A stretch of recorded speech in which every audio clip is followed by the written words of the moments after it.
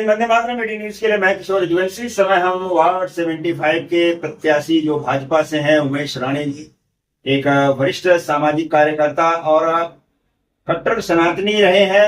बहुत सारी संस्थाओं में, हिंदुत्ववादी संस्थाओं में उन्होंने काम किया है।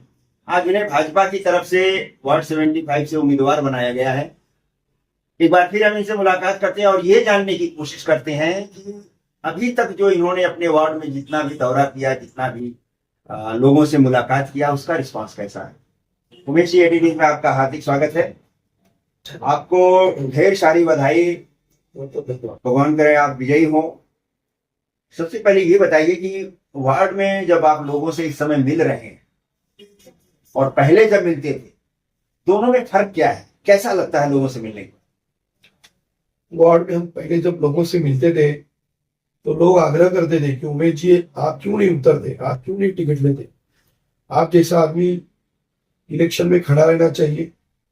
आप जैसे लोग अगर राजकीय या राजकारण में आते हैं या कॉर्पोरेटर बनते हैं तो हमारे लिए अच्छा है।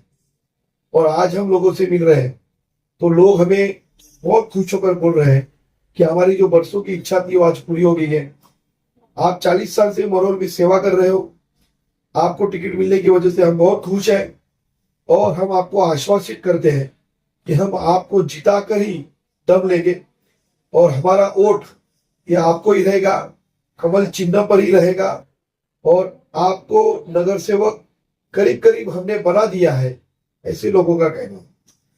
ऐसा जब लोग कहते हैं कि हमने आपको एक तरह से समझिए कि विजयी घोषित कर दिया, नगर सेवक बना दिया, तो उस समय अंदर से क्या फील होता है?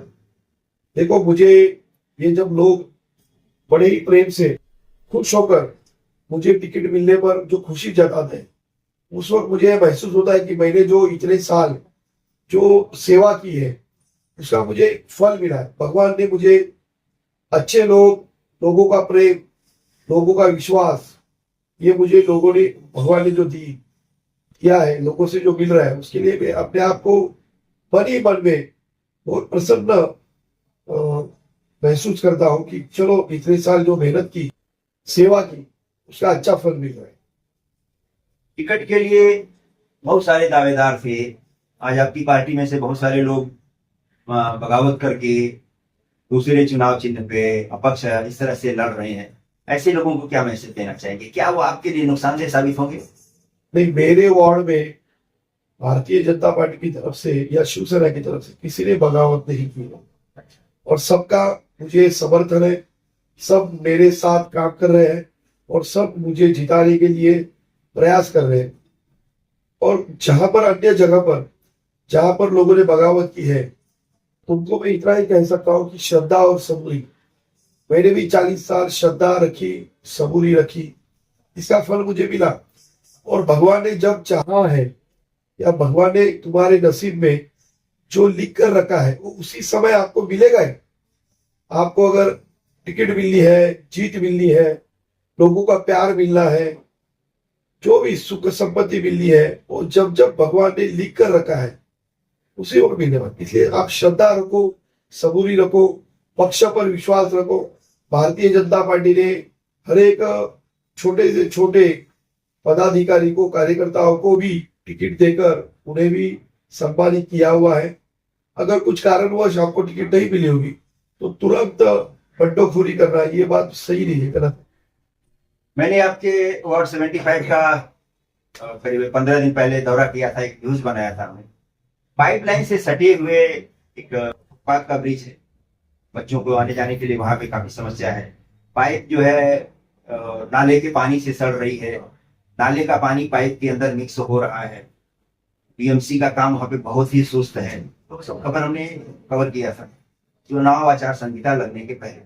तो ये सारी जनता की जो समस्याएं हैं, शौचालय की जो समस्या है, उसमें पानी नहीं रहता है, तो ये सब सारी समस्याएं आपकी प्राथमिकता में रहेंगी या फिर ये इसी तरह चलता रहेगा बीएमसी? ये सब समस्या हमारी नजर में आ चुकी है, हमने इसके ऊपर काम भी शुरू किया है। आचार संहिता लगने के पहले वहां पर वार्ड अंधेरी पूर्व के इस वार्ड के एएफसी को लाकर हमारे कार्य सम्राट आमदार मुंशी काका पटेल ने वो जो फुटपाथ है, वो ब्रिज है, वो जो गटर की समस्या है, उसके ऊपर काम शुरू किया है। जो जर्जर अवस्था में जो ब्रिज है वो पूरा तोड़कर जो यहाँ से शिवाजी नगर से दीनदयाल उपाध्याय नगर जाता है MIDC, उसका प्रस्ताव आगे गया है और वो इलेक्शन के बाद वो काम जल्द से जल्द शुरू होगा। जो भी समस्याएं हैं लोग हमारे पास लाएंगे या हमारे ध्यान में जो समस्या आएगी उसके ऊपर हम जरूर काम करेंगे।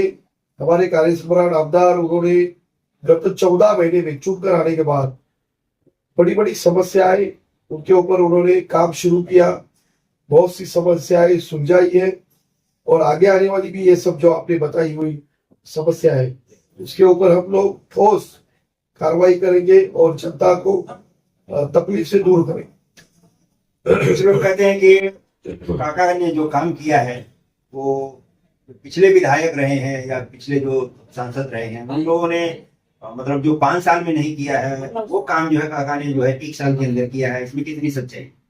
5 साल नहीं, जो 10 साल में काम नहीं हुआ और नगर सेवक रहे थे 13 साल में जो काम नहीं हुआ वो आमदार मुर्जी काका पटेल ने आते ही 15 दिन के अंदर शुरू किया और बहुत से काम पूरे किए हैं। कंक्रीट रोड बन रहे हैं, बहुत से गटर बन रहे हैं, DP रोड का काम शुरू हुआ है, टॉयलेट्स का काम शुरू हुआ है, वार्ड 75 में अस्पताल का काम शुरू हुआ है, मच्छी मार्केट का काम शुरू हुआ है, सीवरेज लाइन का जो प्रॉब्लम बड़ा प्रॉब्लम था DP रोड पे वगैरह वो काम शुरू हो चुका है।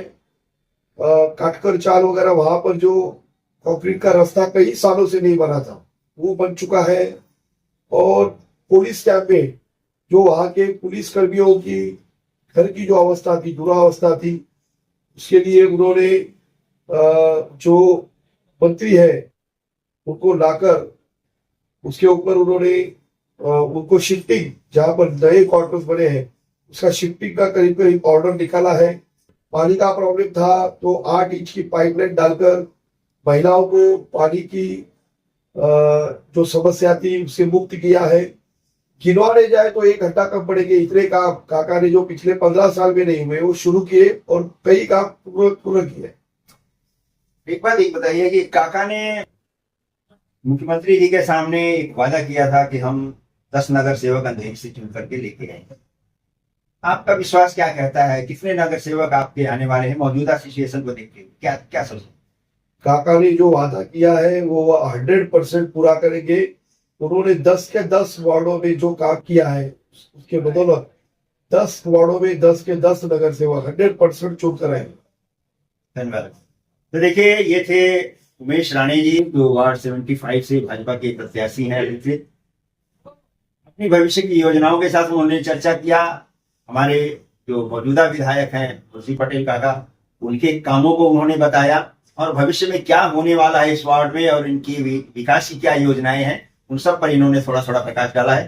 AD न्यूज से बात करने के लिए सर आपका बहुत बहुत धन्यवाद। अगले किसी एक और शख्सियत और नई खबर के साथ हम आपके सामने फिर हाजिर होंगे। तब तक के लिए नमस्कार, जय हिंद, वंदे मातरम।